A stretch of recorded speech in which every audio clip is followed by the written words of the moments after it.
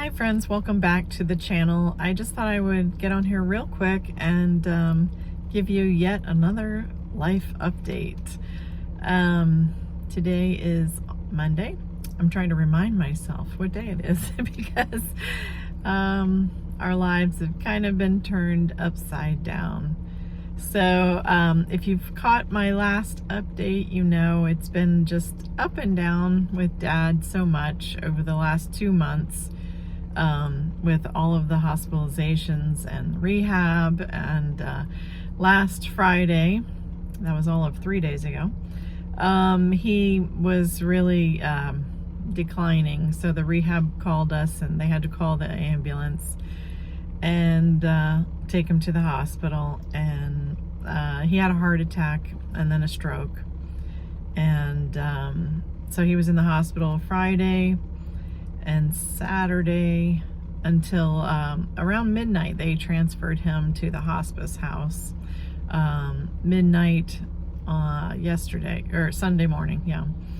And you just saw a lineman truck pass, squirrel, but there's over 40,000 linemen in the state of Florida right now. We're doing good in the aftermath of Hurricane Ian. But anyway, back to Dad. So he was transferred to the hospice house.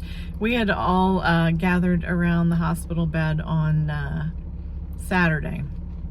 All 3 of my kids and their spouses. My sister is still here from Pennsylvania. She's been here for 3 weeks.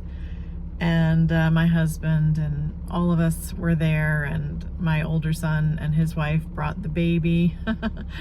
So that was great baby therapy. And I know, even though Dad could no longer respond, I know that he knew we were all there on Saturday.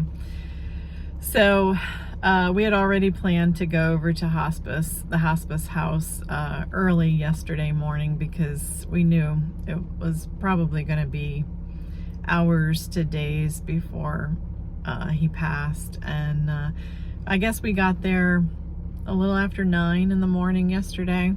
And we were all in the room. My daughter had the forethought to do a bunch of grocery shopping, so she brought in all the food that we would need for breakfast and lunch, and just so we wouldn't have to leave Dad's bedside and we could be there with him, because we did not want him to die alone.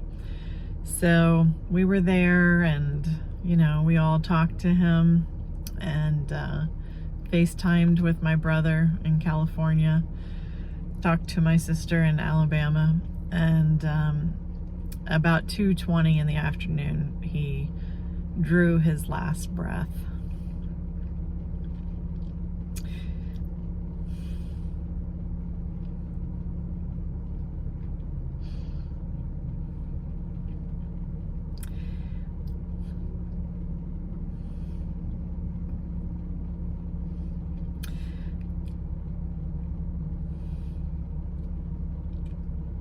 I was telling my husband that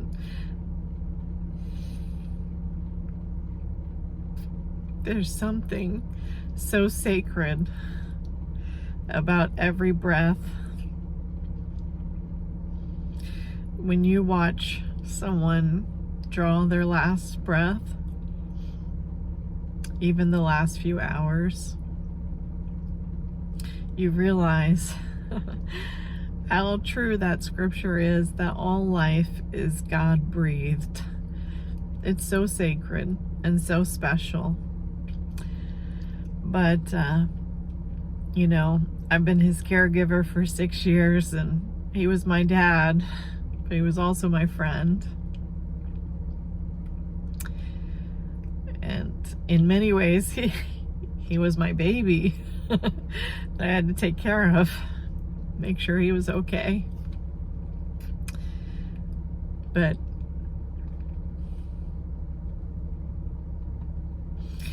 he's with my mom. And I can only imagine my mom saying to him, "What took you so long to get here?"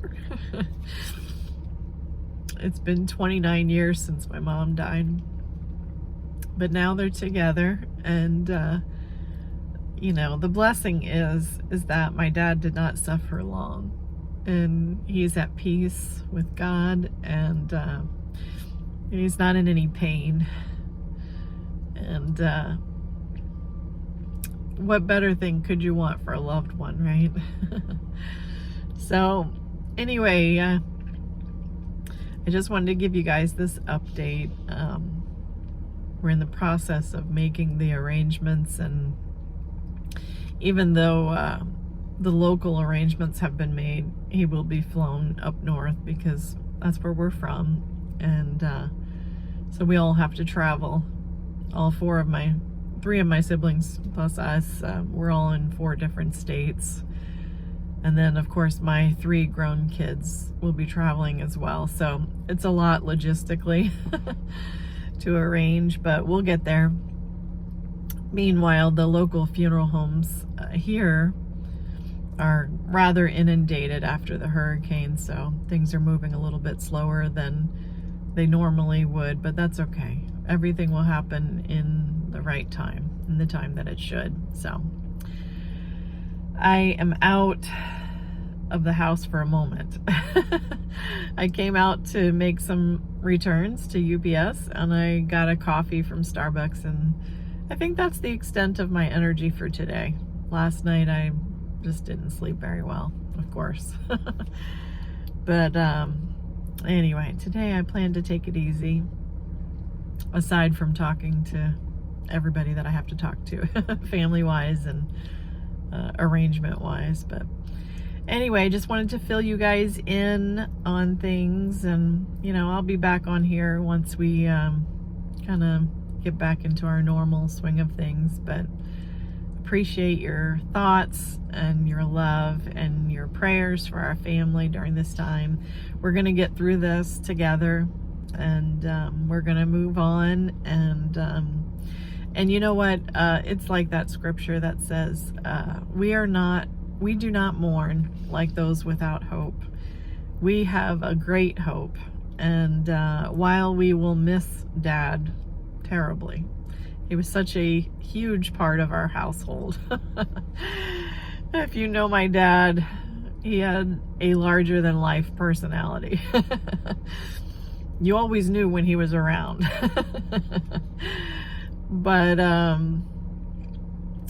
now he's at rest, and we are at peace with that. And so we have that hope in our hearts that, you know what, this is not a final goodbye. So I'll be talking to you. Thanks.